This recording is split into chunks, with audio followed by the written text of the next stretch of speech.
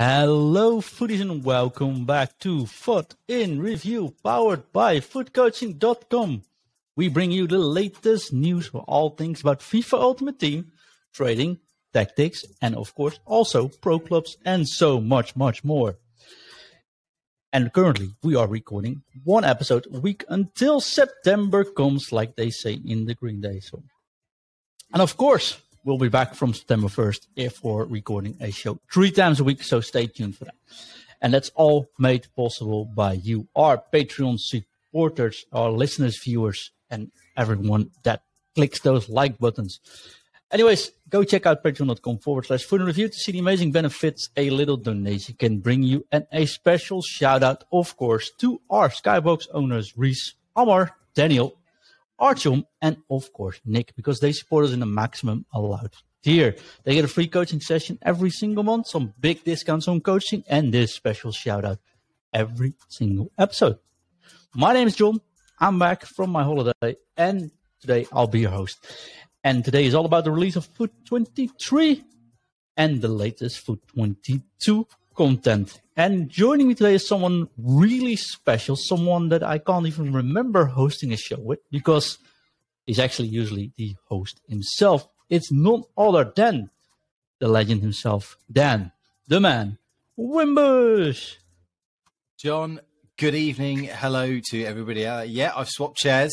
I've, you've come back from your holiday, so I'm like, get to work, John. Come on, back to it. But no, it's great to be, recording a show with you. I can't think throughout this game cycle we've done too many together, so it's nice. As FIFA 22 draws to a close and we talk about FIFA 23, it's good to be back together again. I don't even think we did one show in FIFA 22 together, honestly. I think we did one at the launch of Team Foot Coaching, right at the start of the year, and I think that's about it. Oh, wait, in the interview, yeah. That's it. And I think that's about it. Because obviously, if I'm hosting, it gives you the night off and vice versa. So it's very rare that we're both on the same. But, like a good Avengers movie, the big team up has happened at the key moment. Exactly. And it's the turning of the wheels, like they say, right? Exactly. So FIFA 23 is near. We have some FUT information. We got all the page notes about FUT 23. The FUT 23 beta has been released. And for everyone wanting to get our opinion about this, Dan, what is the one thing we can't do about the beta? Like Fight Club, we're just not allowed to talk about it. The one rule of the FIFA 23 beta is don't talk about the FIFA 23 beta, unless you're on TikTok, of course, which just seems to be the Wild West and you can get away with anything. But officially, we don't want to lose our accounts.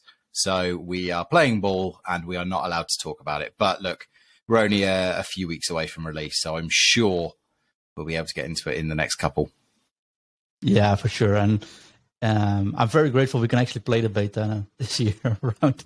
That's really helpful. So at least not everyone got the beta. I was going to say some of us aren't on the red list, John. Some of us aren't in the I'm going to pack every version of Ronaldo club that also comes with a free beta code. No. We're on the outside. I did pack Team of the Year Ronaldo, Team of the Season Ronaldo. I don't even know one of them. The last one. The green one? When I was you packed the green one? No, I did not pack the green one. Yet. I will not pack the green one. You'll accidentally log in and just pack it. It'll happen. Don't worry. Maybe there's still some packs on FIFA 22 when I log in. No, but in all seriousness, we can't talk about the beta because that's definitely not allowed. And I know there's plenty, like I said, you go TikTok, go on Twitter, go on YouTube, you find plenty of people talking and sharing gameplay footage. But we don't want to lose the accounts. And also we want to set an example. If we get these privileges, we just don't want to force them away. But I can say that I very much enjoyed my time thus far with the beta. Yeah, I've heard the things I've been hearing generally are quite positive. I think, again, we can't talk too much about it, obviously, but I think it seems to be evolution rather than revolution. I think that's a safe thing to say. It's not anything I think that's going to go, wow, but I do think it's enough where people go, okay, yeah, that's good. Yep.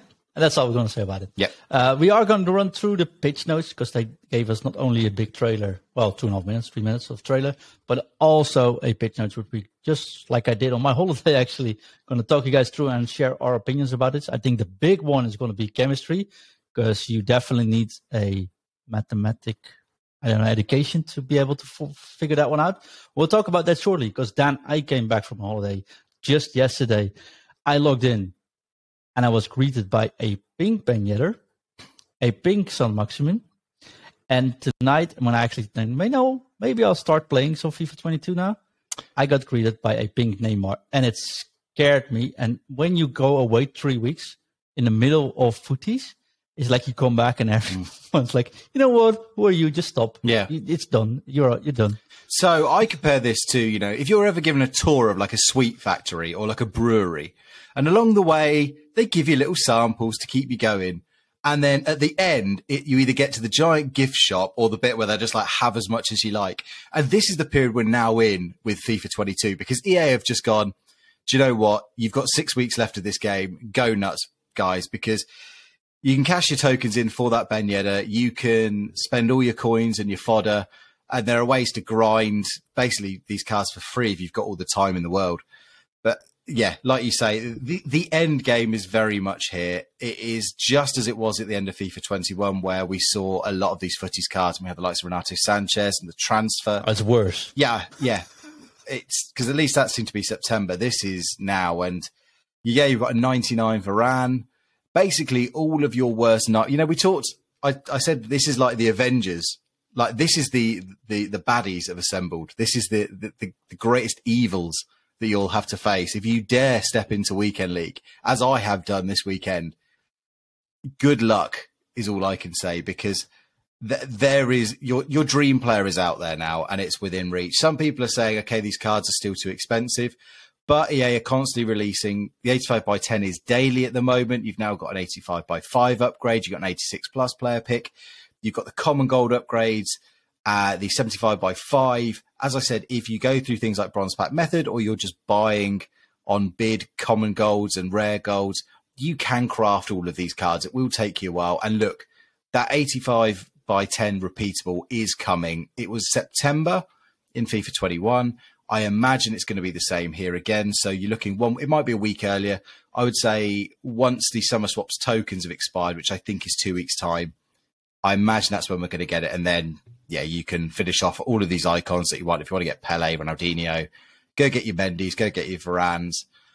But as I said, if people have been holding on to fodder all year, it's a great time for them, because now is the time to just empty your club. Please, if you're sitting on coins now, just go and spend them, because, you can't take them with you. They don't let you migrate them to FIFA 23. Spend your coins, smash your fodder in, because I said that 85 by 10 repeatable is going to be here in 2 weeks, and then everyone is going to have everything they want anyway. So this is your last chance to get that little bit of an advantage. So go nuts.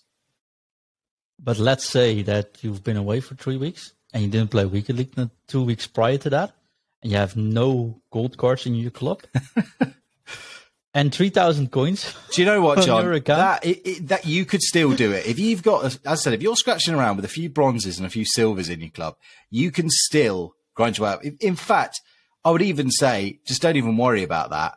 Just go create a new account and do all the basic things. Get this swap token, because these summer swaps are still out. I don't know if you've picked up any of the summer swaps tokens? One before I left, and I just traded in that one for an 82 times 25. We've still got, there's lots of online, because I know certainly most people don't want to play squad battles in September, yet alone wanting to play squad battles in August. But there are 8 tokens available in squad battles. There are 8 tokens available in gold and goal modes. So that's the way to get it. And if you get those 8 tokens, plus a couple that come from daily SBCs, you're going to have 10, 12 tokens, and you can just open up a load of fodder packs, and you can recycle and rinse from there. So even now, John... Or just get Zambrotta. You could just get Zambrotta, but I think if you haven't run into a Shapeshifters captain Cordoba by now, you're doing something wrong. And he is, for me, the best right back in the game. So sorry, Zambrotta. As a Juve fan, I got to stand up for him, right? No, you don't. That's fair, actually. The time is done. Thing is, I actually thought I had a pretty decent team before I left, but it actually was like I logged in, I faced that Ben Yedder card, like, is this all these pink cards? These are really good, actually. Mendy, you guys talked about Mendy when I was gone as well, which I thought was pretty expensive, and I thought, who cares about a left back? apparently everyone does, and nobody uses him as a left back. So it felt like a force to be reckoned with. Look, I'm using both of them. I think Mendy is a fantastic midfielder. I know our own Ingvi, the King of the North, isn't quite sold on him yet. You can find out his detailed opinions over at the Discord, which we'll plug a bit later on. But he's not convinced. I am. I think he's a lovely midfielder. I know me and Nath were talking about it. You know, he's not that much different from Barella. I think he feels for me a notch above it. But John, I don't know how you feel about this, but I think at this time of year, the cards are all so juiced that there actually isn't very much between them. And I think a lot of it's just mental, that you sell yourself into thinking that these cards are slightly better than the other. Well, the thing is, the power creep on the cards are there, right? Is there. The cards are definitely better. But honestly, like I played 5 matches this morning, right? And I use Pirlo at midfield.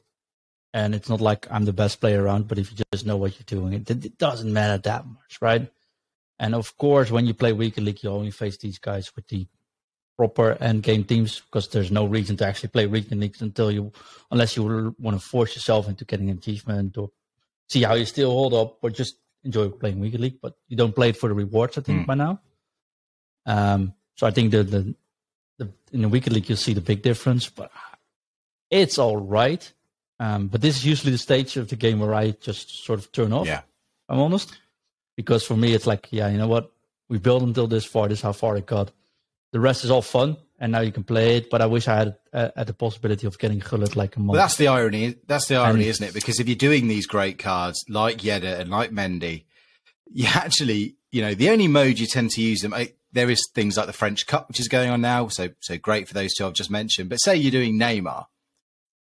The only chance you're going to get to use Neymar is if you go into rivals or, playoffs or weekend league.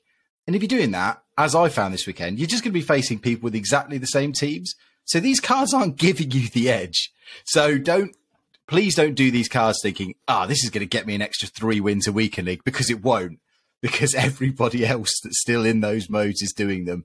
The only place that they do benefit is, as I mentioned, if you do a Yedda or a Mendy, it's going to help you in things like the French Cup, because people are still scrabbling together teams. So they will give you a boost. But otherwise, in the competitive modes, I'm sorry, all you're going to be doing is, as I said, putting yourself in for a bit of pain, because you'll just be facing the same cards. Yeah, and for me, it's like when you can choose between playing FIFA 23 Beta, which has the starter teams, right? Until today, actually, but I can't talk about it. But we got a little extra, so we have a little bit more boosted cards to play around with today. Or you can play with all the gold squads, but I don't have that gold squad at the moment. Like, I can spend the rest of my time trying to catch up now. Or I just try to give as proper feedback as possible on FIFA 23 and see if I can get a head start, or at least experience that game mode there. I'm going to choose for FIFA 23 until when I'm able, and just do some SBCs, do some upgrades when I'm able to. But I also tend to keep 1 week always off, not playing at all, before early access starts. So early access starts, I think, September 22. I think so, yeah. Are we not getting, and I don't know, we've actually had confirmation of this, has the EA Play window gone this year? Because we used to get, that 10 hours, didn't you? I think we should get it. I don't know when we get it, though. I've calculated that it should be like FIFA, like September 22 should be able to play the game at least. And then we'll see if it gets a bit earlier. But I'm not going to play the second week of September at all. Just, I don't know, I'm an old man. Let's relax a bit before we actually get started. And of course, on the business side, there's a lot of things to prepare for before actually the game comes out. So that means we basically have like 3 weeks left to play. And of those 3 weeks, I've got 2 weeks where I'm able to play the beta. So I don't see myself playing 22 too much anymore. No. And what I will say about any of these cards, and there is really no point us going into the detail, because, I mean, the stats are bonkers. They're just fantastic. Yeah. And I said, I did Yedda. I ground out. I am one of those people that played squad battles in August. I'm sorry. I did it. He's fantastic. His left stick is brilliant. All these cards are fun. And what I will say is kudos to EA, because it's good that, again, you can knock them as much as you want, and I do, but they don't have to provide this content at this stage of the game. A lot of games are abandoned by this point in the cycle, and the fact that we've got all these fun cards to play with and keep us going right up to the moment of the release of the new game is 2 thumbs up, because as I said, it's very rare to get full 12-month content updates out of a yearly game cycle release anyway. So, hats off to them. And pretty good content. Exactly. So it's not like they just say, hey, here are all the icons, just go get exactly. them. So, as I said, it is like getting to the big gift shop at the end of the tour. There is anything you want is available. Go out and do it. Have fun. Don't have regrets. Don't sit there umming and ahhing saying, oh, but this card might come out. Open 7K packs, right? I have been. Gold pack method is perfectly viable at the moment. You are going to lose a little bit of coinage, but we're at the stage where a 94 shapeshifter is going for 17,000 coins. The game is the market is gone. So go out, have fun. So loads to do. And if you don't play the beta, it's still 7 weeks, right? I mean, and like I said, even if you're not doing a lot, it's good if you are just popping onto the companion app. I said you can cash in these tokens, you can open these fodder packs, and you'll have the fun of the 85 by 10 repeatable soon. I am almost certain in the next couple of weeks. But I think that's about all we need to say on 22. Should we move on to 23? For sure. And if you're listening to this, let us know in the comments section, or wherever you're reading, listening, watching us back. Let us know what your plans are for FIFA 22. What does your end team look like, and how are you going to spend the rest of the time in FIFA 22 if you are? On to the big fish, the FIFA 23 FUT news is here. We also got the Pro Clubs news. I think the big thing about the Pro Clubs is that it's combined now with Volta. Which sounds awful by the start of it, but quite honestly, it's pretty cool. So just for reference, and I'm going to keep the Pro Club section short today. For reference, you needed to play around 350 to 400 matches to get your Pro avatar on level 25, which was the max level in Pro Clubs. That's a whole lot of matches, and that was way too much this year. So they changed it to a level 100 in FIFA 23. And that sounds awful, but they did scale back the amount of XP needed between every level tremendously, and they combined it with Volta. So whenever you're playing in FUT or in Volta, or Pro Clubs or in Volta, you will both level towards the same target. They put in seasonal modes, just like in FUT. Every 6 weeks we'll get new content, new levels to grind, new content to release. So that's also pretty cool, and you also get weekly rewards. So I think the Pro Club section, except the fact that there's still no crossplay, I think Pro Clubs is pretty cool. What I've seen, I've not played. I don't have access to the beta for Pro Clubs, so I can only see I can fairly say what I've seen. I think some of the things in Volta are actually pretty cool, pretty fun to do. And now it actually brings some XP for you into Pro Clubs. Combine that with the fact that you can now do minor skill games, which also get XP for your Pro. I think the mode has got a lot more efficient and a lot more quick wins into it. So get in the crossplay. They said they are looking into it. If they get that in, I think it's perfect here for Pro Clubs as well. But don't underestimate Volta, because I'm actually keen to try it by the looks of it. So it's all good. Look, the more value they put into the game that you pay, whatever it is, €60, £60 to £80, I think that's fantastic. The Pro Clubs community hasn't been very impressed, but from the loose impression I get from social media with recent releases, obviously the big controversy over no crossplay for Pro Clubs is still bubbling away behind the scenes. So look, anything that goes some way to sort of make up for that, I think is a good thing. And I look forward to it, because obviously Team Foot Coaching will be battling on away. So I look forward to seeing how you guys get on in 23. Yeah, we'll see in a couple of weeks.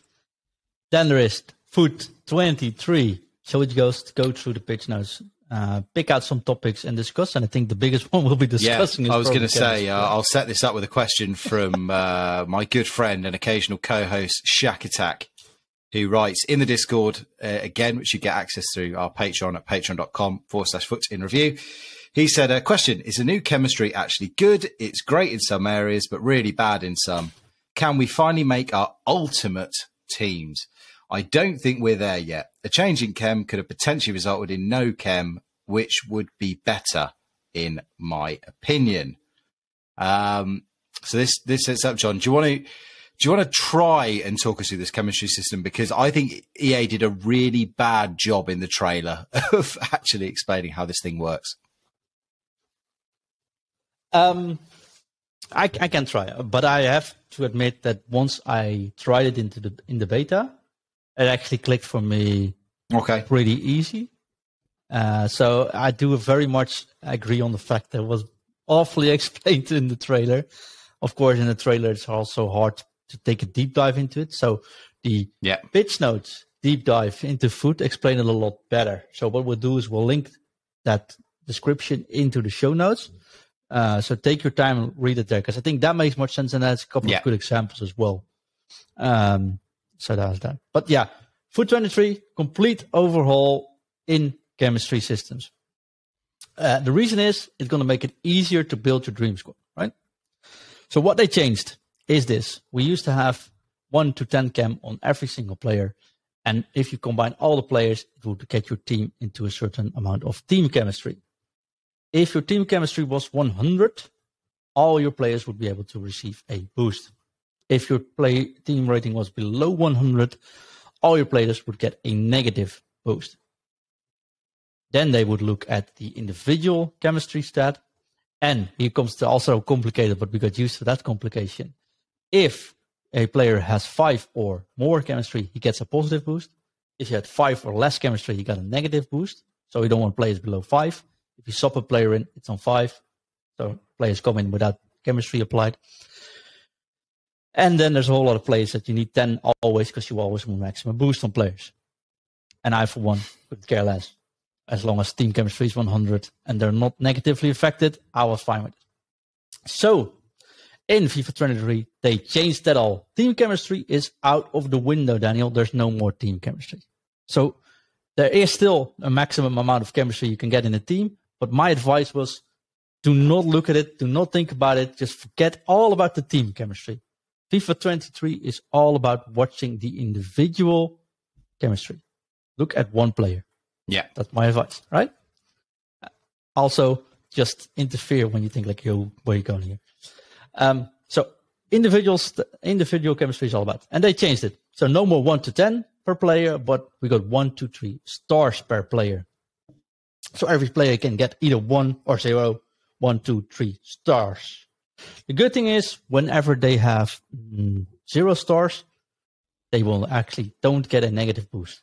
Your players are unable to get a negative effect from putting them off chemistry in any situation. Players also have 2 or 3, actually, how do you say it? Where they can starting positions or alternative positions. So a player could be a left back, but his alternate position could be a left wing back or a right back, for example. And if you put a player on that position at the start of a match, so in your starting squad, they will get at least 1 star. It's as simple as that. And now comes the complicated part then. Here we go. If this wasn't complicated enough. So the preferred position of a player gives you 1 star. Period. All right. Deep breath. Okay. You can get 2 players, or you can get 2 chemistry on a player when he shares a certain amount of nationality, clubs, or leagues with other players in your squad. Which sounds pretty cool, and is pretty cool. But think about this. You don't have to link those players anymore. They don't have to be standing next to lines are gone. The lines are gone. Striker from Real Madrid, the lines are gone, exactly. So if you have a striker at Real Madrid who is on a striker position, and you have a centre-back from Real Madrid who's on a central defender position, they will influence... Benzema and Militao will get on no matter where they play on the pitch. Perfect. Then there's a threshold, and this thing is complicated. All right? So if you have Benzema and you have Militao, they will both be on 1 chem. Easy as that, right? They got on the good stat, and they're in the same club, so will they get the 2nd chem soon. But to get them on 3 chem, they have to get a certain threshold. And that means they, for example, have to be 5 players from the same club or 5 players from the same nation. It sounds really complicated, but easiest explanation is this. You either get 2 players from the same club to get 1 star on a player. You either get 2 players from the same league to get 1 star on a player. Or you get a combination of that. The weird thing is, it is made so you can actually use any player wherever, which is cool. It's also made to, for example, let's say we play Serie A like last year, and the Serie A doesn't have a proper right back for a long period. You could just put a German right back if SBC comes out, put it there. He goes into a 1-star chemistry. It's fine. Nobody else gets negatively influenced by it, and he will not get a negative. Just a caveat there, John. You can just use it. I think they actually start on 0 chem, even if they're in the right position. So they start on effective.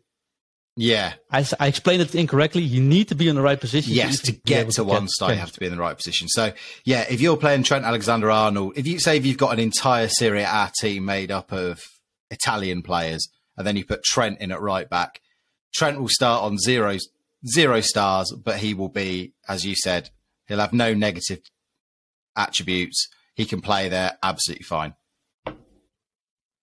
You put in 1 more Liverpool player, though. Yeah, exactly. And they both will be on 1. That's how it works. Which makes hybrid building really cool, I think.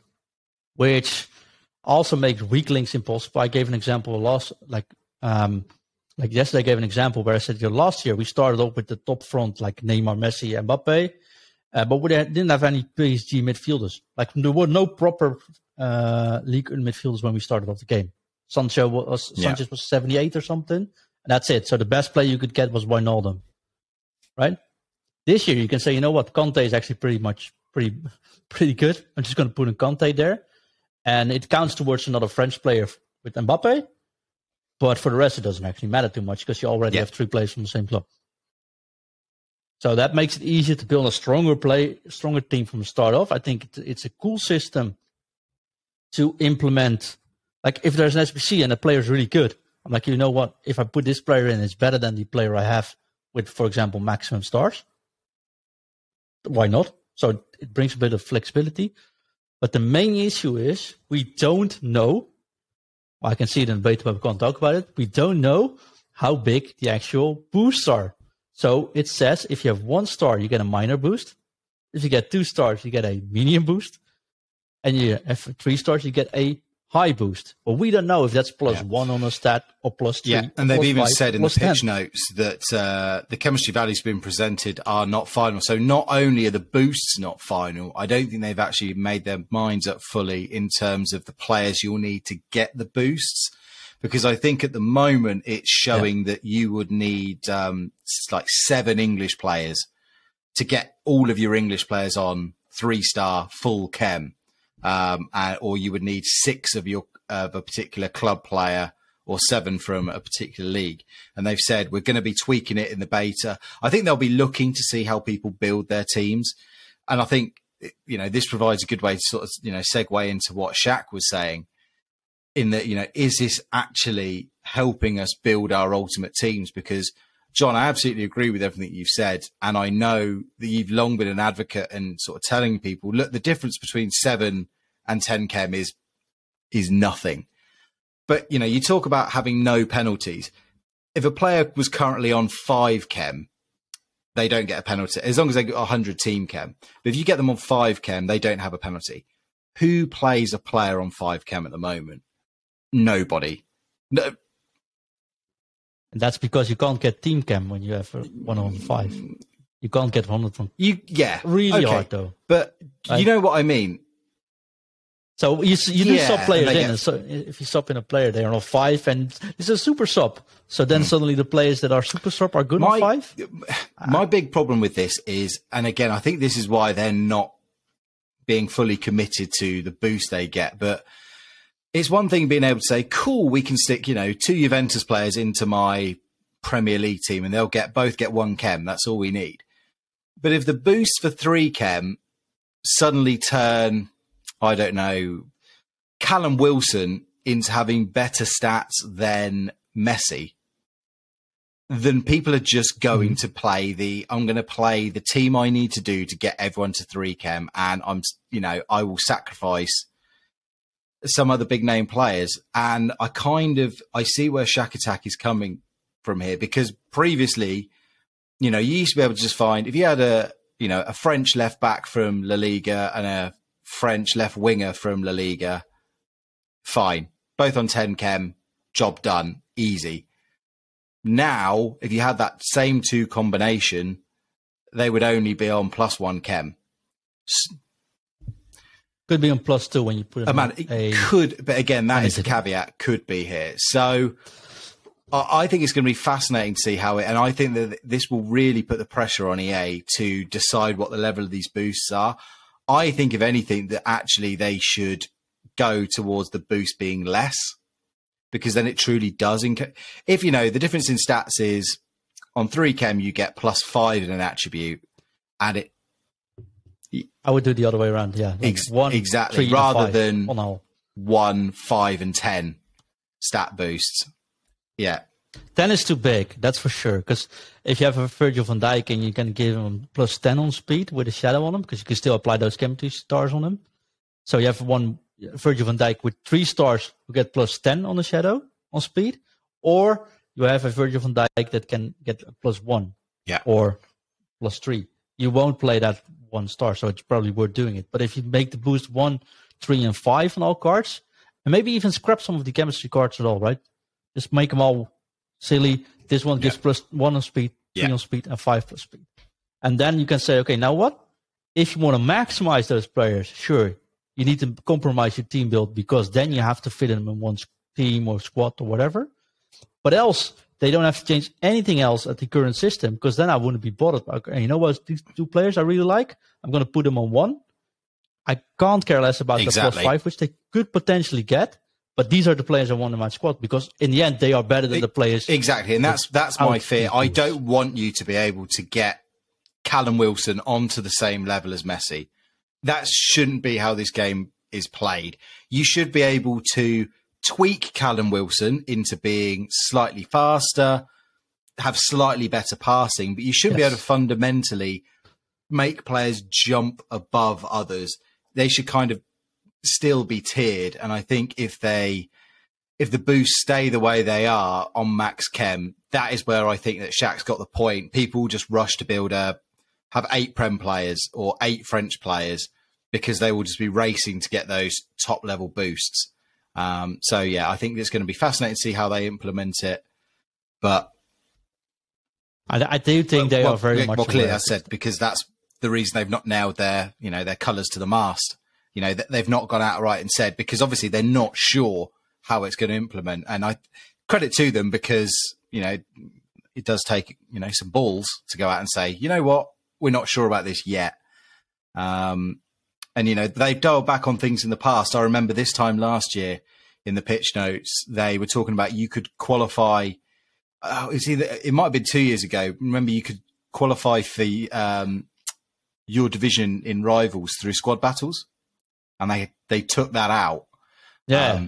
I think probably because bots were running rampant, but they dialed back on it and said, this isn't working. And also the playoff system that they brought in this year. Remember, everybody was up in arms after the first season saying it's far too hard. I can't qualify for Weekend League. I'm stopping playing. They changed it. So it's very important to remember that these are very early pitch notes. The beta is only just out. So it's not worth getting the pitchforks and stuff out yet. Let people play through. Go on. It's actually the other way around, I think.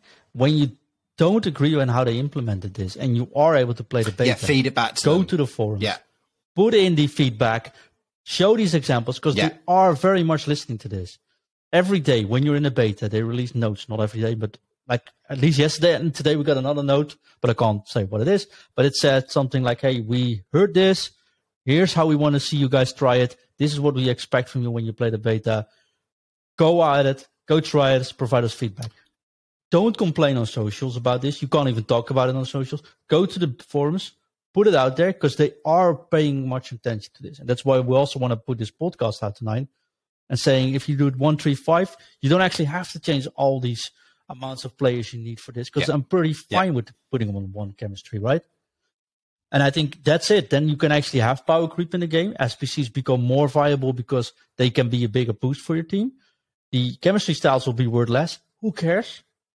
But it is then you actually can build towards your perfect team. Exactly. I think the key thing, as I said, this will work really nicely if it's just a case of get someone, having a couple of players on 1-star is no real difference having players on 2-star or 3-star. Then it really does open up, because you could have a couple of players from the Eredivisie, couple of Portuguese players, couple of players from the MLS.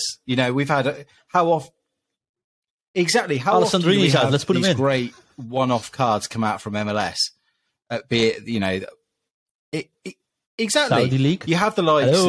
You have a Romarinho or an Anderson Talisca, and you go, okay, well, it's great. I've not really got. I'd have to block him in with icons, or it's just not viable. But now it would only take a couple of. You don't even have to. You have your Brazilian left back and your Brazilian goalkeeper, and you can play Talisca.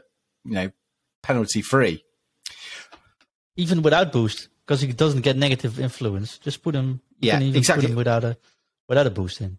I wouldn't recommend that though, because if you do put him out of position and he's alone, right? He doesn't. I have to admit. I have to say that though. If you put a player out of position somewhere, so it's always important you put him into the position. The position on the pitch will feature a yellow exclamation mark. It will show really clearly that there's something off. And also, when he's out of position, they impact the chemistry not on their own, so they don't get any boost themselves. Yeah.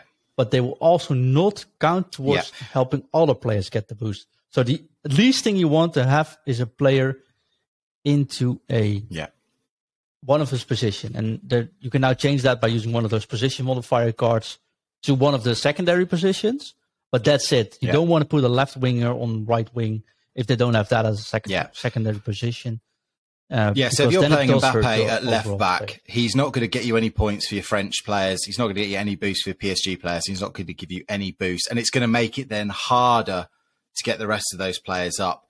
Just worth saying as well, for the positional changes, as mentioned, they've got 2 alternative positions. One of their alternative positions is linked directly to their main position. So there's a full list in the pitch notes, but it's ones you'd expect. So all strikers have a secondary position of CF. All left midfielders have a left wing secondary position. RIP as well to right forward and left forward. They have left the game.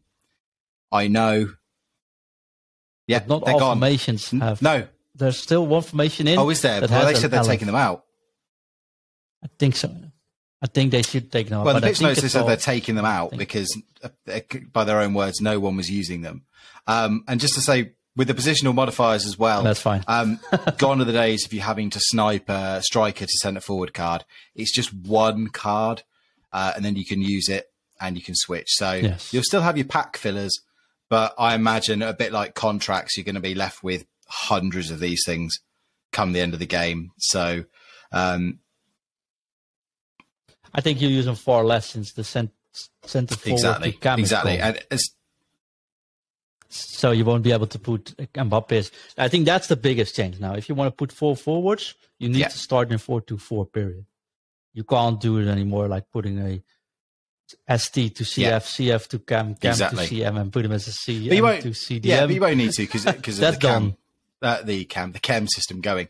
What I will say is, I think so. For me as well, there is one massive boost that we will see for the next game of a group of players, and one that is going to take a massive hit. The massive boost is going to be to hero cards, because heroes will now give +2 to all of the players in that league and +1 to all of the nations. So, for example, if you have Jerzy Dudek again, he's going to give all of your Prem players a +2 boost. So pretty much all of them will be on a minimum of 1 chem and most of the way to 2. The downside is for icons. Now, some icons are going to be great. So, sorry, go on. Yeah. Also, one thing about heroes. Heroes will get always full chemistry when they are on their position. So if he'll be 3. Dudek on goalkeeper, he will have 3 stars no matter what happens. And that's a tremendous boost in this. Depending on what they do for the boosts. But the downside here is icons, I think, have lost a lot of their usability because now they will only contribute +2 towards, obviously, their nation. They don't have a league attached to them other than the Icon League. So great if you're... Well, it's great if you're putting in Patrick Vieira because all your French players are going to be good. If you've got Jari Litmanen, he's useless now. You pack...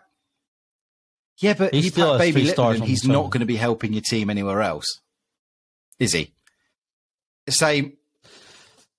Yeah, and here again goes the fact is the boosts. Yeah, but at least previously he helped. Again, he helped you get work in a couple of other players, and you could see a certain usability for some of the so-called lesser icons. Now, I just think it's going to push those from more obscure nations into even more sort of redundant territory. Yeah, I think if they give all the other nations not +2 just +3, then it would actually be much stronger for those, something like that. But then again, if the boosts aren't that high, then you got maybe a very cheap player you can just put in with a high boost, and that's fair. It's actually pretty cool. So I think we both agree that if they should not make the boosts that high, then icons and heroes both have tremendous value. So it'll be interesting to see how that's implemented. But overall, I think it's good. It's amazing, though, right? You can now just... I like the fact that the headache is gone. I think the other aspects, and one that myself and Shack Attack will be getting into over the course of the year, we'll come on some details this later, is how this will pertain to SBCs. Because, again, previously you had to wrestle with things like chemistry requirements. The pitch notes have said that they'll be taking this into account with it, and I'll read out the pitch notes ad verbatim. So the new chemistry system also means changes to SBCs. We'll continue to offer unique puzzle-building SBCs with minimum, exact, or maximum chemistry requirements. There are 2 ways we'll be asking players to build squads. Total chemistry of all players combined, up to a maximum of 33, and then chemistry points per player between 0 and 3. For example, an SBC might ask for a minimum of 2 chem points per player, meaning all 11 players need at least 2 chemistry points. So my initial thought from that is players from top 5 leagues and top 5 nations are going to be very valuable for you as fodder. So, yes, that would be my early thing. And also, it's probably just going to cause you... I don't know. It will cause you more or less headaches building SBCs. John, SBCs aren't your friend. So what do you think? Do you think this will be easier or harder? It might be easier, honestly. I think the whole system feels a little bit numbed down. Although I know when we say it now, people are like, yeah, this is all new, this is weird, it's crazy. But I have trouble explaining the 5, 7, 9, 10 chemistry and the difference it makes every single week to many trainees anyways. And I think this just makes it easier. You get a 1 or 3 star on a player, you can combine it. You can actually, I think the menu actually looks pretty easy. So I found that once you get used to it, like I've been toying around today, I was like, yeah, actually, it makes sense, right? Oh, and now I need 1 more of this player. Find him in a club, put him in. Should be all right. And I can't imagine them making these solutions too complicated, but you can't, I think you can do a lot more with, hey, you have to be 5 nationalities, 3 things, 75 chem, etc. I think there's a lot of less combinations possible when you only have 3 stars on the player. So, position modifiers, don't really need them anymore, so you can't be that subtle with it anymore. So I don't think they can make the SBCs that complicated anymore either. But of course, I haven't seen any, so I can't say. It requires a lot of you can still say, okay, you know what, just put in very gold players. We'll see. We'll see how it's done. So from what position modifiers might be extremely expensive. No, they won't, because they'll be pack fillers. Because if you think about the amount of... But you need them for... but you're going to end up with 2 or 3 in a pack. They'll be like contracts. That's my guess, is that they will be like contracts, because if you open up a pack now, you will get almost a guarantee of 2 position modifiers in there. most of the time they're awful ones like right wing to right forward. And if they're all just default ones, then you're just going to start stocking them up. But now so yeah, they have done before we come on to other things, they have done a few things with stadium images. You get fun tifos. They've put a roof on your stadium as well, which, you know, yay. So the only other things, we have one question though, sent in from Wolfpack Foot. So that's at Wolfpack_Foot. He says, Daniel, do you feel the new currency system in FIFA 23 is EA testing this? So they added to EA absolutely. FC24. I don't think they do anything that's not designed to be looking at, you know, what works better long term. I think it's a bit of a shame because I think, and again, Shaq sort of alluded to it, that the big buzz was that chemistry was gone. And I think I ultimately would have preferred that, because if you play PES, there is no such thing as chemistry other than you do have to train your players into a particular team style, which I think makes team building easier. You get a new player in, you train them up in whatever style, and you can play whoever you want. This still will limit you slightly, but again, it goes back to the whole boost thing. So yeah, it was absolutely everything they're doing is looking towards EA FC, because that is a game that they will have to make an effort for, because they will have to convince people that, don't, because we're not FIFA, we are still the same game. So don't you think it could be just made easier by just saying, you know what, you need to put a player into position that's on his card, period. You can't put him in anywhere else. And for the rest, enjoy. I'm a fan of it. I'm a fan of anything that they do to make things easier, to make things simpler. But ultimately, I don't mind the system though. I think it's actually a step forward. But I think they could have just skipped this step and just go for, you know what, no more boosts on players, period. So no chemistry color, and just they have position, because I think that's a really good chance. I have to be honest on that, right? These are the positions of the players, right? This is the secondary position. Go ham. But on the other hand, though, John, isn't the mode called Ultimate Team? And if my Ultimate Team is having 5 forwards in it, should I not be allowed to play that without a penalty? Because that is my Ultimate Team. No. Because what I refuse to accept in a game of FIFA, and I've always had troubles with this, but I do admit I'm guilty of it as well, is just, you know what? Let me put this Vieira as a center defender on 7. I'll move him in game if needed. You know what? Let's put Mendy at left back, but in game, put him to midfield. Who cares?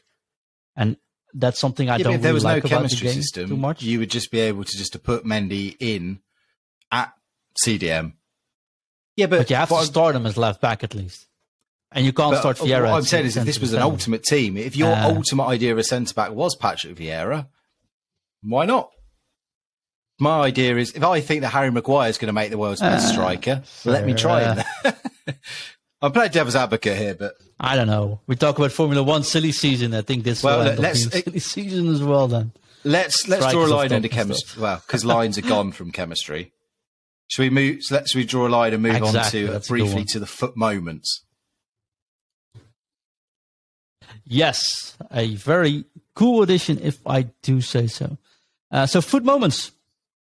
What is FUT moments? We have. How can we explain this the easiest? I can explain this easier. Like, you know, time trials or those things where you like put them into a SAN where like, you know what, this racing game, you need to catch up within 2 laps or else you have to try again.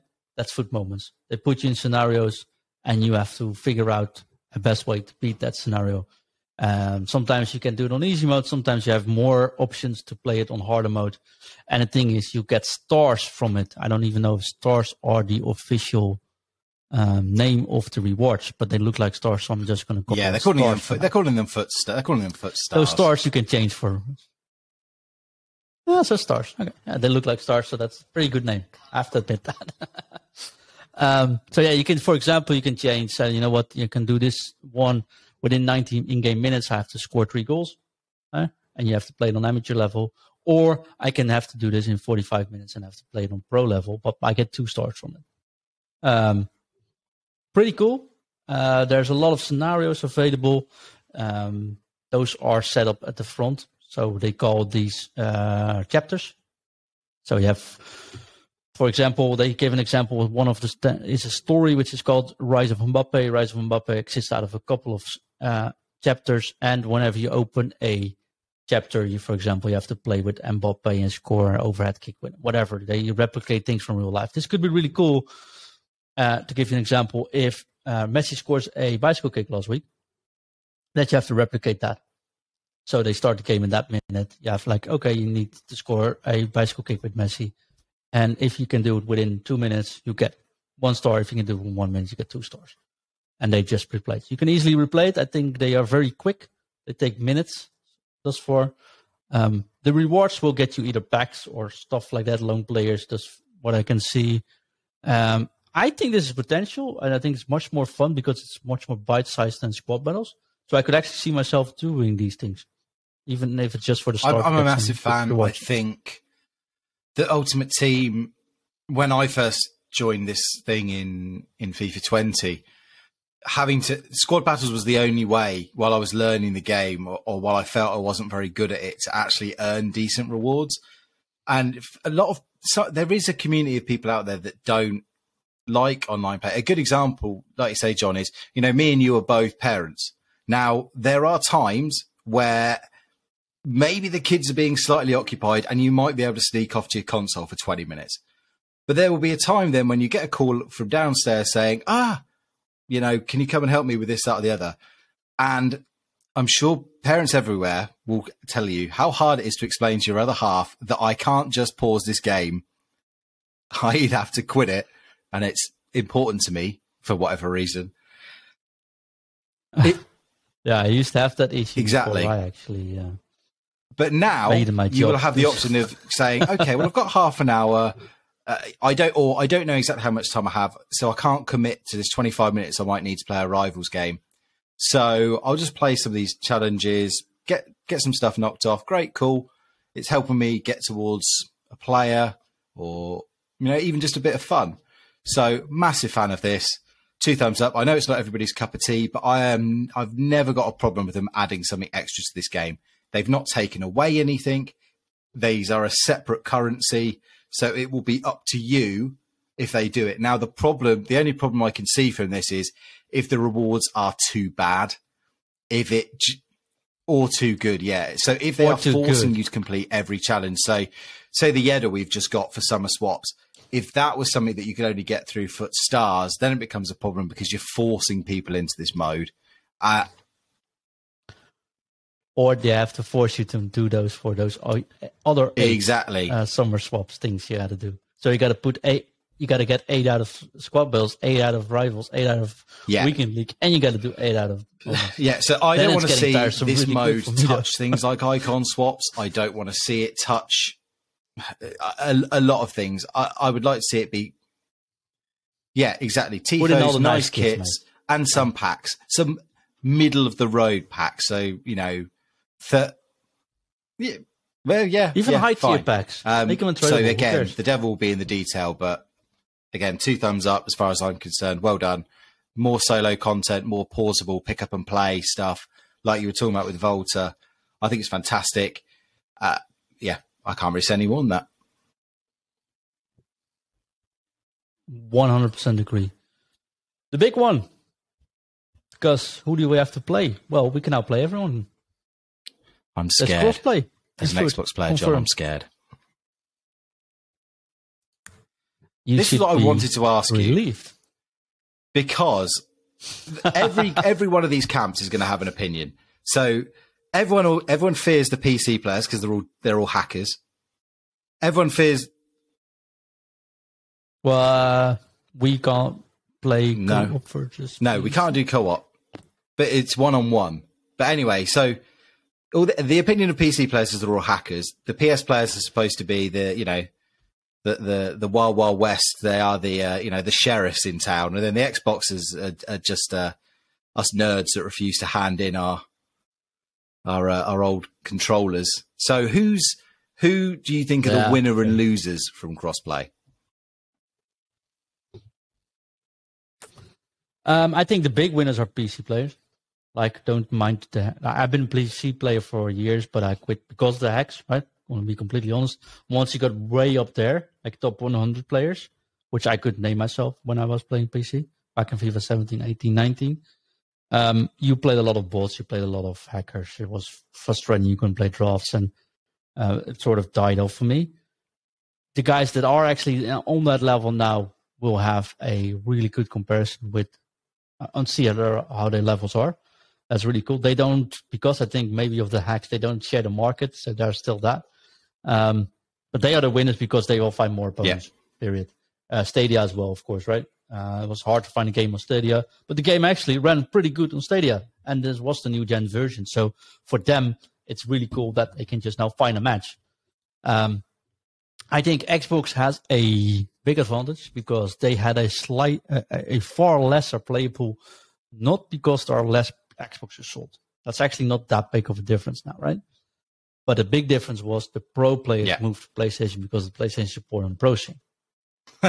Still think that's a crappy move, but I'm still not over that move. Not because of myself, but I don't think you can force esports squads or organizations like myself, right, like ourselves, forcing into buy platforms that are readily available.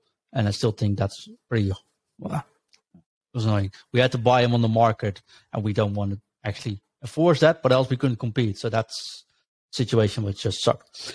Anyways, I think the Xbox players, when you went on top of the Xbox leaderboards, you had a really tough time finding good matches. You faced a lot of the same players, also because it's region bound, right? So I think when we played Weekend League on Xbox, it's actually a very tough competition. If you go on the PlayStation side, sure, you can run into more pros. Yeah.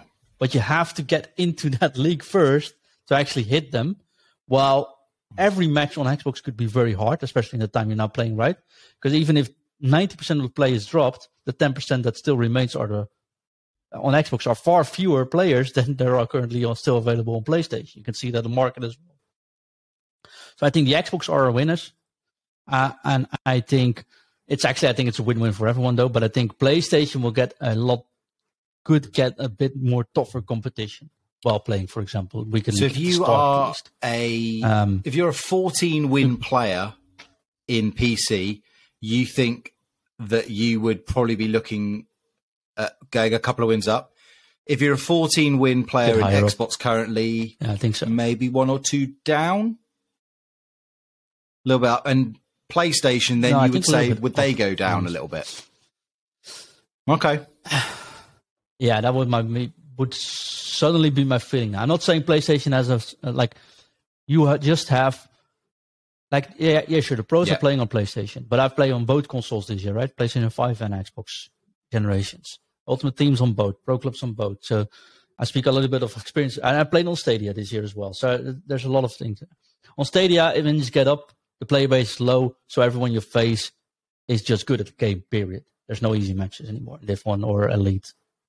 Weekend League is a grind because you only play the same 40 people like over 3 weeks.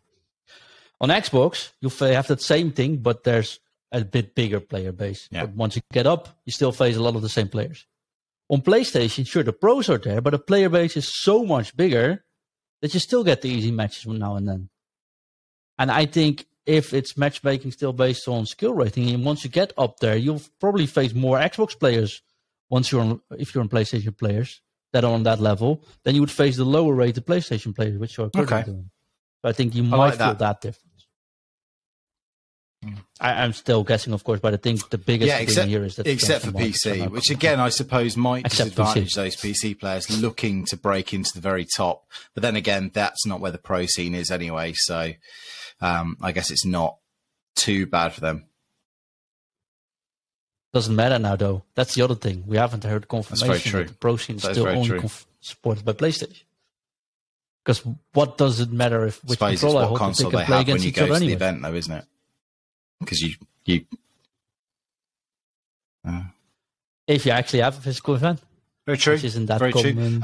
Just on the crossplay and stuff, I do like the fact that they've also said that a lot of the friendly objectives now can be played in co-op as well. And they have said, although I will believe it when I see it, because they've said this before, that there will be some objectives you can only do through co-op. Now, there was only about 2 I remember in FIFA 22. One of them was very good, though, because one of them gave you a lone Cristiano Ronaldo Team of the Year. And that card won me so many games in friendly modes over the course of the year. And I barely came up against it. So I don't think very many people ended up completing that objective, because I think it's one of what Nick from Run the Foot Market, whatever. You know who I'm talking about. His biggest lament is the EA seem so allergic to making this a cooperative pick up and play with friends experience. So any little crumbs like this that do make it easier for me to go to you, say, "Oh, John, there's an objective out there to get a loan, St. Maximin. Have you got an hour to help me do this objective?" Great.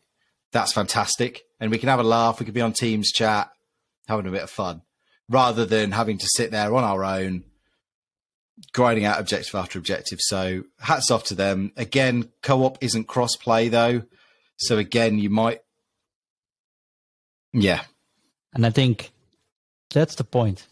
So although I agree on the fact that they should make it more cooperative, they also have a target for themselves. And I think they should allow everyone to get to purchase that target, to achieve that target, is to get more crossplay, to combine it all. But there is a reason why there's no 2 versus 2 crossplay, and there is a reason why Pro Clubs isn't crossplay yet. Okay. And because it's probably technical, really hard to do, to get it right consistently, which also is probably the reason why they're not pushing the 2 versus 2 content all the way, because when you're stuck on not playing crossplay, you can actually chase players away when you put in 2 versus 2 modes and you don't have a player base available. So let's imagine you put in 2 versus 2 modes, but you are playing on PC on Stadia, but you can't crossplay. Yeah, exactly. Either. And I was going to say as well, because 2 versus 2 already, I play a lot of 1 versus 1 and I play a lot of 2 versus 2. The gameplay experience playing 2 versus 2, you think that servers are bad when you play 1-on-1, 2-on-2, the amount of misplaced passes I play, and it's not me. It's genuinely not me. And just little things and speed up lag and stuff that you just don't get as often playing singles. So I can very much see how adding the extra complication of crossplay would be a risk too far at the moment. So I do get it, even if it's disappointing. Yeah. So I think fix crossplay first, make it stable for everyone first, then push out all the content for 2 versus 2, because I'm a big fan. We've done E-Nations this year a lot, right?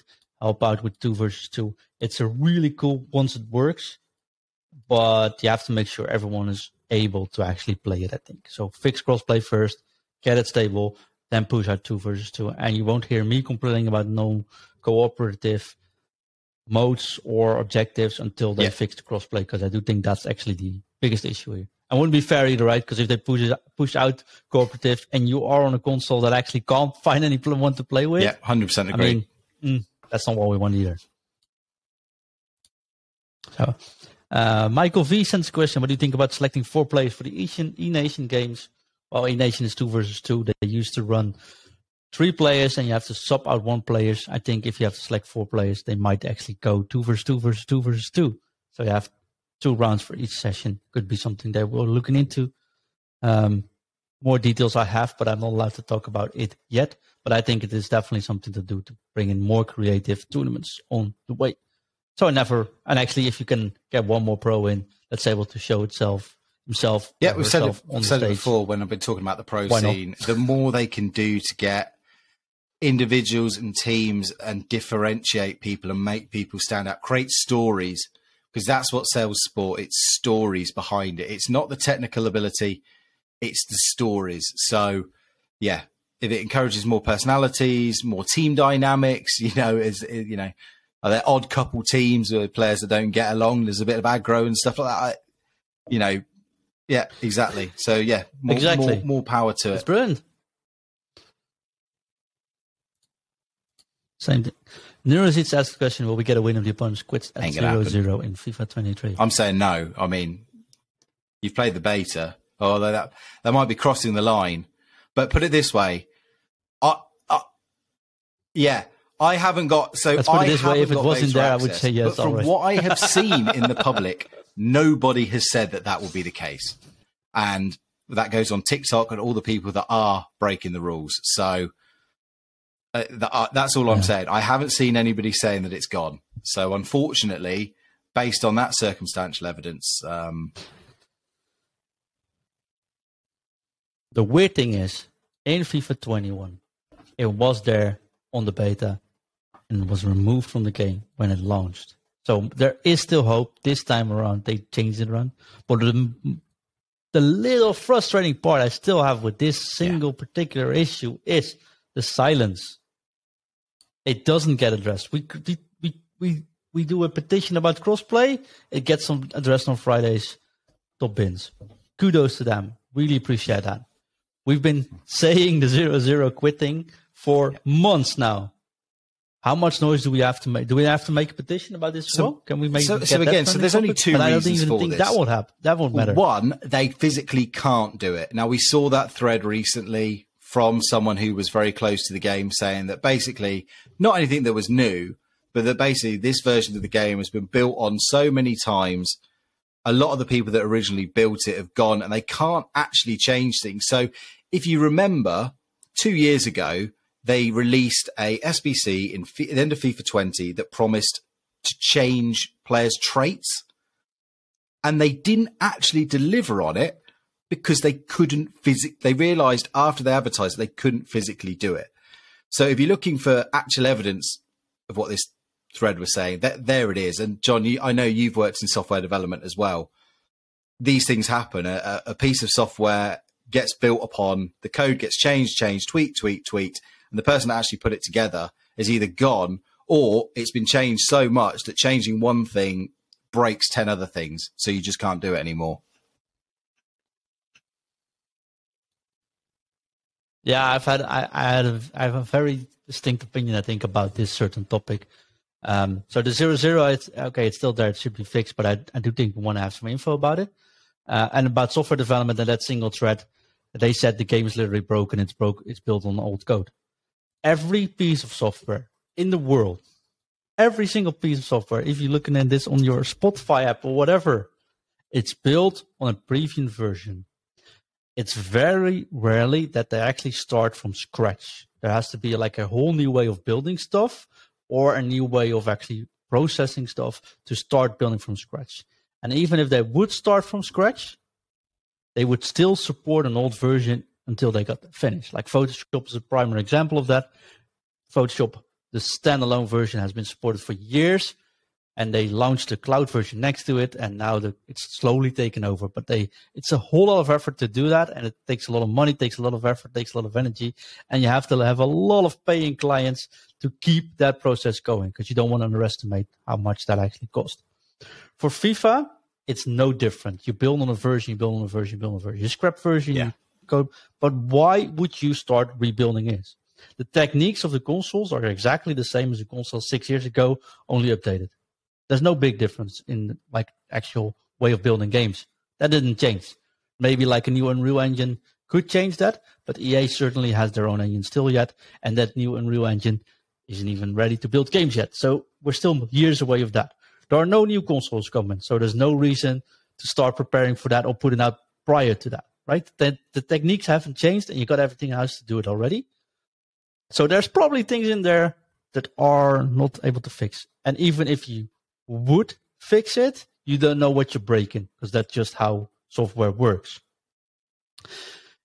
If at a software company, you just make a list, these are the breaking bugs, these have the highest priority, these are the known bugs which we can fix if you have time for it, these are bugs we know about, but hey, it sucks, right?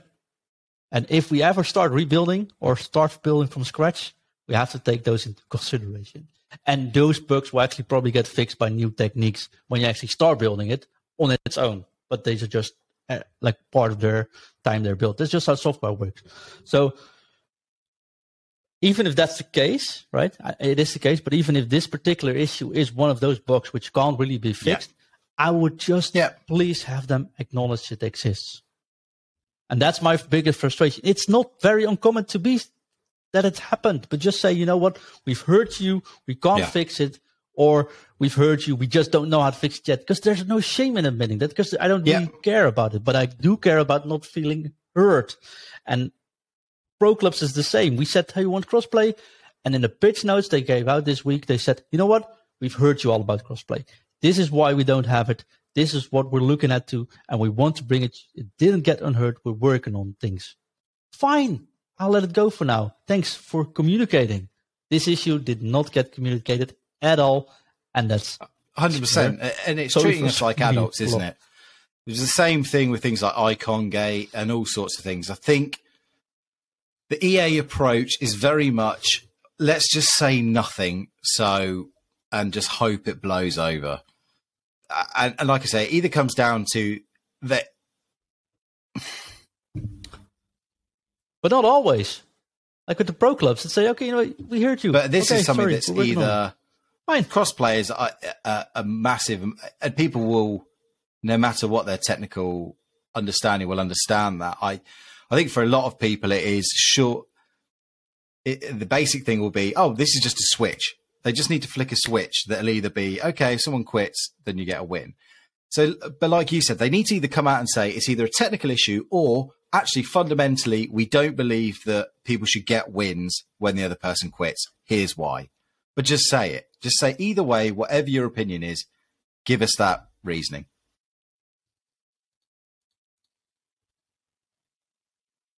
Yeah, and I think the Xbox Series S issue on the previous game, FIFA 22, is the same thing. It didn't look good on some S consoles. I think it's something to do with where you're looking at, like which screen you're putting it at. It got addressed. It got confirmed they're looking at it. It got addressed by a certain website. They got put on the list. So if you go to the website, the project site, they have, I honestly have forgotten the name, but I can link it probably somewhere.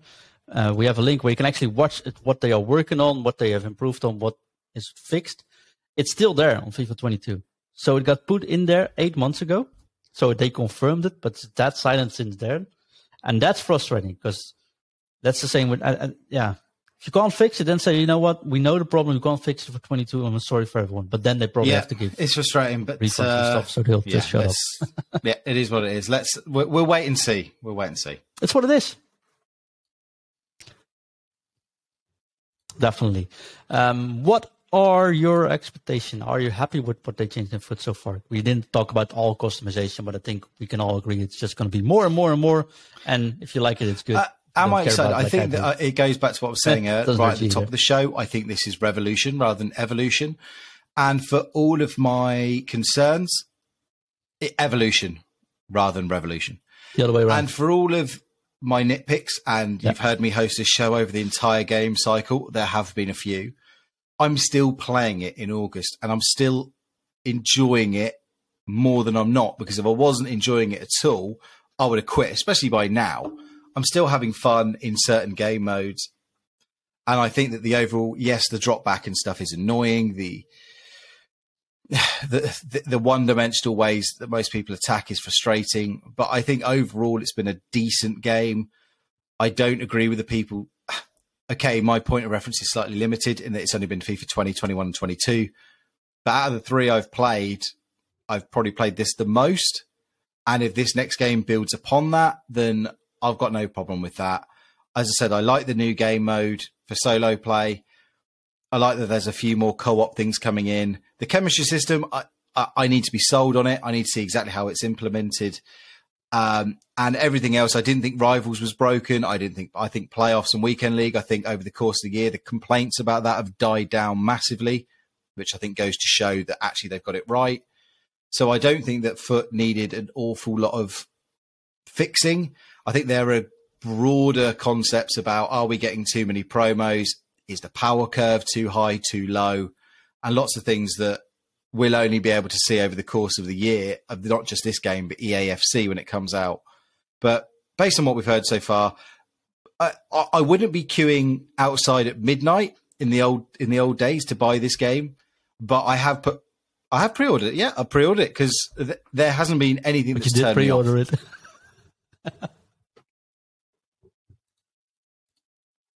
it. Same. There's one thing though which we can't forget. Yes, and that is the ability to rename your club outside of the current objective system. Yeah, or me, because I forgot the only change at once. So I was like, my team are Berkshire Blues, because in Pro Evolution Soccer, Reading were the Berkshire Blues. And then I was like, I changed my club and just deleted the Blues bit. So all year I've been Berkshire, and it's just not felt right. It's not felt right. So yeah, but this will lead to, of course, people rage changing their names of like, please just quit, please just quit, please just quit, and things like that. And I look forward.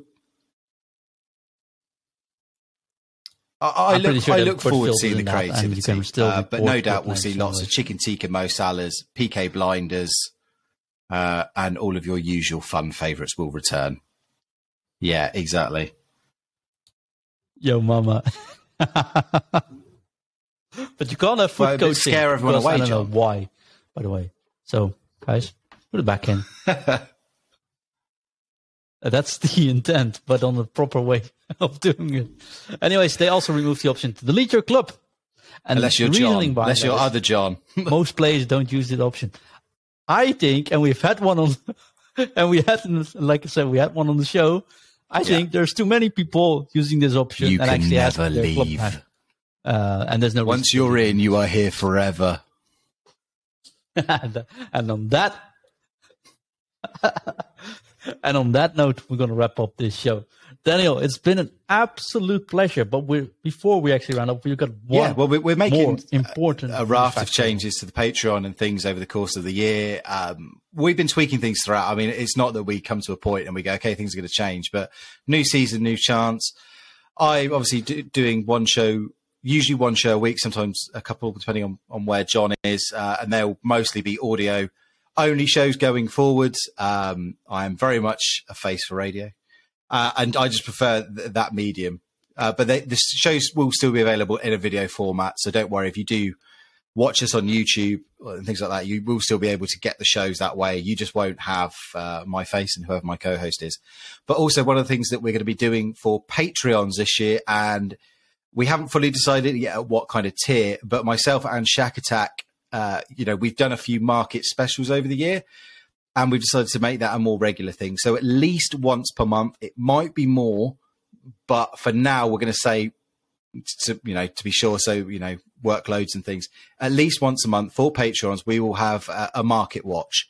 So it will be our tips on things that you can be doing to increase your coin balance or to just build your club up.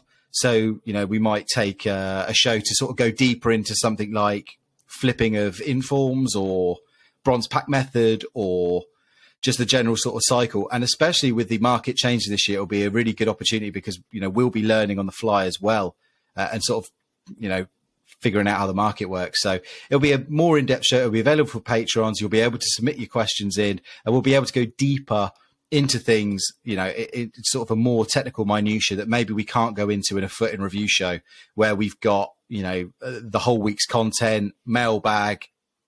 Exactly. So I don't know how long these will last. They'll be as long as we feel we need to. But myself and Shaq will get together at least once a month. It will probably be more than that, but I'm going to say once a month for the time being. So that'll be an added benefit. And that'll be for patrons only, which is, twofold benefit because it's a great perk for people who sign up to the Patreon. But also as well, you'll know that the tips and stuff that we're sharing and that we come up with aren't going to be going out to hundreds of people.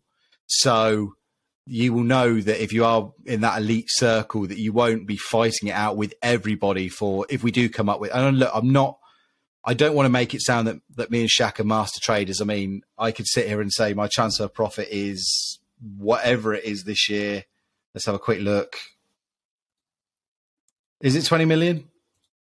It's 15.5 million this year I've made, which isn't too bad. But I'm not going to sit here and say I'm going to make everybody 200 million coins. But what I will say is that we have enough now, I think, between us to get you comfortable and to give you the tools you need to benefit your club. So look, that's going to be an extra benefit for the Patrons. It will start in the next few weeks once we've had a time to digest the pitch notes, and once EA have made their minds up on how things like chemistry are going to work, we'll be sort of putting our early ideas on and sort of the things you can do to get your club ready. So, yeah, keep an eye out for that. Exactly. When the web app arrives. Oh, that's cool. And that's not all, because yes, there's also a reason why Daniel and I did this show today is because the first episode of the new season, so this is season 5 kicking off with episode 1, but we're just going to continue with episode 443, of course. We're just going to call on those numbers. I think that's pretty cool, and I always lose count when we start at 1 again. So we're just going to continue the big, and then we can celebrate the big 5-0 later on. But more changes coming. So if you have feedback for us, and that's why we want to just take the time in this show as well tonight. So this episode 1, long show. After this, we're going to go back to regular recordings. But we are always looking for feedback. So if you have feedback, just let us know. Put it in the comments. Send us a message anywhere, and we'll get back to you. We are tuning the latest Patreon benefits now. I think within the next 1 week, something like that, we should have everything refined, and you will be able to read up upon that as well. But the show might get some little overhauls as well. We got some more cool guests going on, but there's also something new because we are going to be leading into more socials, and to do that, we are also maximizing our reach there. So Daniel, can you explain? You may have noticed, and look, that we kind of split things off a few months ago. There was a new FUT IN review YouTube channel. The socials were different. And I know for a lot, even myself included, sometimes I was getting muddled in my head of, am I getting in touch with @FUT Coaching or @FUT IN Review when I was coming to do the plugs? We're going to simplify that now. Everything is coming under the @FUT Coaching brand. So Instagram, Twitter, YouTube, any content that's either put out by John and the guys over at FUT Coaching and this show, be it the video versions, and, you know, they will all be under @FUT Coaching. If you subscribe to the podcast feed, don't worry, that's not changing. You won't have to do anything there. But it will just be, if you want to send us a question for the show, if you're looking for our content, you'll just have one place to go. So hopefully it should just make it a lot easier. You won't be seeing things duplicated over a couple of different accounts. And we should hopefully be able to bring you more on a more consistent basis.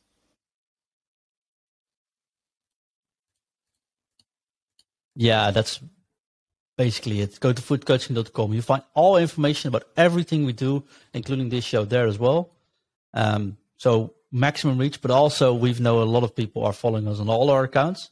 So we got people that follow us on our FUT Coaching Pro Clubs accounts, FUT Coaching Middle East, who of course we launched as well in my summer break. We also did, of course, FUT IN Review. And what happened is we post the show on the FUT IN Review, and all the other accounts shared that. So if you follow them all, you would see the same messages 2, 3, 4, 5 times, which also isn't a good experience anyways. Same with the YouTube. There's the show on the page. It's the YouTube channel on FUT Coaching. Now we're going to put tactics.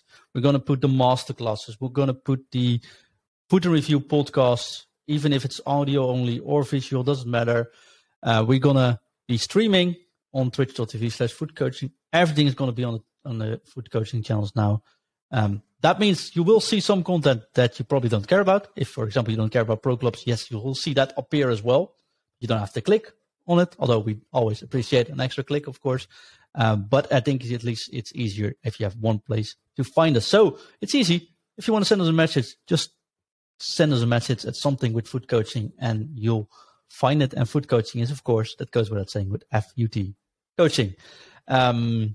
And this show will be the first one on the FUT Coaching channel. And there's different playlists, so you can just shop on the playlist as well. It's easy as that. I think it helps being found. I think it helps being pushed. The only thing I'm a little bit, maybe we should just rename patreon.com/FUT Coaching as well later on. But we'll see about that when we're later on with the benefits. Season 5 already done. 443 episodes done now. We're going to get a lot of, at least 200. I can remember the very first thing that I put out on the airwaves in FUT IN Review was a message for episode 200. So that shows how long I've been part of this journey, and you've done the whole 400 odd. So look, I'm looking forward to it. I think that the best thing, and I know, John, you've already said it, but the best thing you know, we massively support and the guys that go and girls that go the extra mile to back us through Patreon. You guys are the super VIPs. We're not going to shy away from it. You guys go the extra mile. You don't just, you know, and we love everyone that takes in our content, but you guys that pay for the content, you guys are superheroes and we thank you. But the other thing that we also appreciate that life is very tough. The cost of everything is going up, as is the temperature everywhere. So look, we understand that when it comes to things that it's harder than ever to spare that money. So if you can give us feedback, if you're like, well, I like the show, but if you guys can start doing this, or even if it's, you know, that feedback is invaluable for us, and the 5-star reviews or whatever review you can give us just goes a massive long way. So look, however you can support this show, the more you guys and girls support us, the more it gives us the confidence to move forward and push on, because we know then that people are appreciating what we do. We know that people want what we're putting out. So more feedback, the better. Spread the word.